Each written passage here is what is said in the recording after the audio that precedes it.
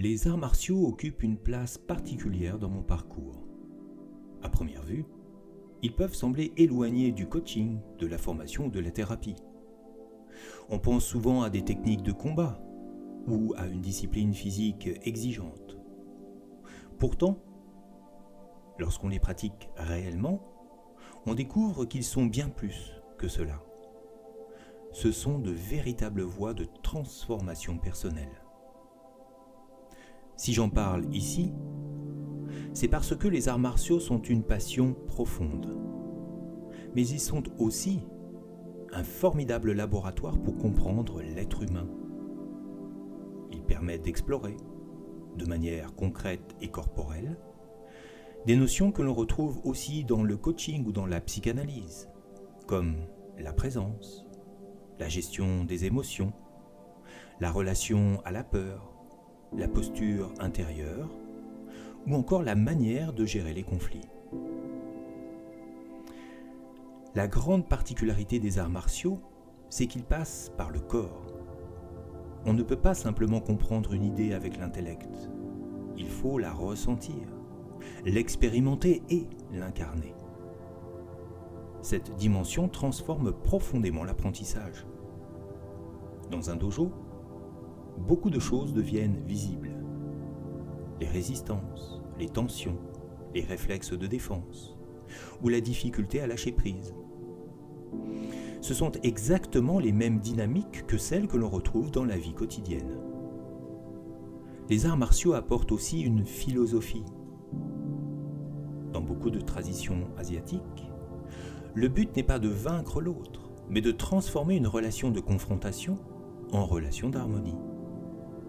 Cette idée change profondément la manière d'envisager les difficultés ou les conflits. Certaines disciplines illustrent particulièrement bien ces principes. L'aïkido, par exemple, repose sur l'idée d'utiliser l'énergie de l'attaque pour la rediriger plutôt que de s'y opposer frontalement. Dans l'accompagnement humain, cette idée est très précieuse. Au lieu de lutter contre les résistances d'une personne, on peut apprendre à les comprendre et à les transformer en mouvement. Le Iaido, l'art du sabre japonais, développe quant à lui une grande qualité de présence. Les mouvements y sont précis, concentrés, presque méditatifs. Il nous rappelle que l'action juste naît souvent d'un moment de calme intérieur. Le Jodo, qui utilise un bâton, enseigne l'adaptabilité. La technique dépend toujours du contexte et de la distance. Cette capacité à s'adapter est essentielle lorsque l'on accompagne des personnes au parcours et aux sensibilités très différents. Le Tai Chi Chuan, avec ses mouvements lents et fluides, nous apprend à ralentir pour percevoir plus finement ce qui se passe dans le corps et dans le mouvement. Cette attention subtile est également très précieuse dans l'écoute et dans l'observation des processus humains. Le Qigong, de son côté, développe la conscience énergétique et la connexion entre respiration, mouvement et sensations corporelles. Il aide à reconnecter le corps et l'esprit, ce qui est souvent un élément clé dans les processus de transformation personnelle. Enfin, l'Apkido, art martial coréen très complet, rappelle l'importance de combiner différentes approches et de rester adaptable face aux situations. Au fond, les arts martiaux nous rappellent une chose essentielle. Pour accompagner les autres, il est important de continuer à apprendre ailleurs que dans ses propres méthodes.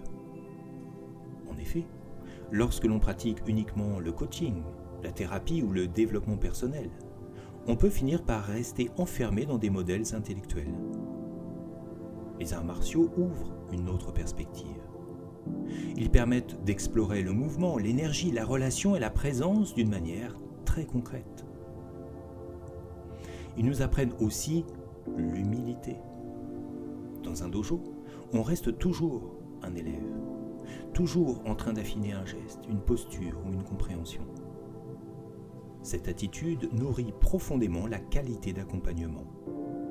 Elle développe la patience, l'observation et la capacité à percevoir des subtilités que l'on ne verrait pas autrement.